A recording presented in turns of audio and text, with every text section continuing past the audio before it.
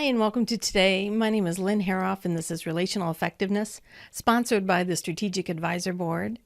And today, my husband, John Hoerauf, is going to speak on authentic motivation. We've just started a series, and what a great time, perfect time of year to talk about new ways to inspire ourselves to do the things we really want to do. I mean, have you had something on your mind for maybe years, maybe months, but it's like, you'd like to accomplish this one thing.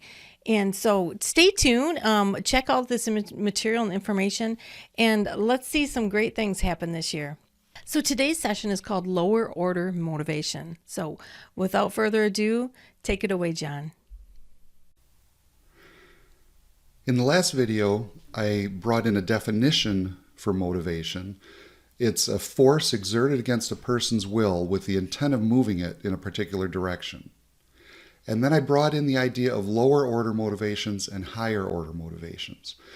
We're going to talk today about lower order motivations. But just remember, the higher order ones are the ones that are kind of behind the scenes that we're not as aware of, that have an influence to overpower the lower order ones.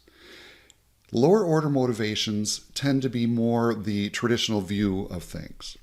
Let's look at kind of, as you break those down, you have goals to accomplish, and then you have a reason to accomplish that goal, and that's kind of the motivation. Some examples might be, if I have a goal to lose weight, I want to lose weight. Why do I want to lose weight? Maybe it's because I want to look better, because I want to fit in my pants better. Or maybe I have a goal to get a better job. The reason for that, the motivation for that, might be to make more money. I might have a goal to get out of debt. Maybe the motivation for that is to have less stress or to save up money for the future. Maybe I have a goal to marry a good spouse. The reason might be to be happy or not be lonely. I want to get a degree, might be the goal. The reason might be to get a better job. So we have these goals and we have the motivation behind that. Now that lower order motivation, some of the traits of that is it tends to be extrinsic. In other words, I don't know if you've heard of extrinsic versus intrinsic. Intrinsic is it's coming from inside of me. It's comes from me. Extrinsic is it's from the outside. Maybe as a kid I do my homework because if I don't do my homework, I can't go out and play. So I sit down and do it. Not because I want to do homework or want to get better. It's an extrinsic motivation to just do it so that I can get something. It's that sort of a thing. These lower order motivations tend to be extrinsic like that. They're the kind of motivation that needs to be fed. I want to lose weight so that I look better. Well, if I'm at a party and it's a birthday party, it's New Year's Eve, it's Christmas, it's Thanksgiving, it's something going on, a picnic in the summertime, and my favorite food is there, but I've come deciding I'm only going to eat fruits and vegetables and salad and all that kind of thing, the desire tends to go away, and unless I have really strong willpower, I'm going to end up eating the pork chops and the cake and all those kind of things that I really want to eat because that's going to overcome my willpower to do it. So it needs to be fed continually. And by that, what I mean is we have to have this continual renewal, this continual willpower coming in over and over to keep it going in order to keep that motivation up. It tends to be other focused. I'm doing this to affect the way that you see me. I'm doing this to make you happy. It's other focused. And it tends to have very short-term benefits.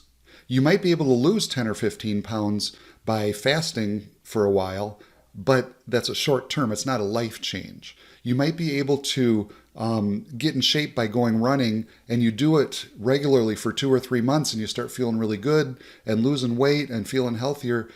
But if it's a lower order motivation, if it's just that external kind of force doing it, it's not going to last, and so it's a short-term benefit. That's why so many diets, they call them yo-yo diets. You lose weight and then you gain more weight, and then you lose weight and you gain weight.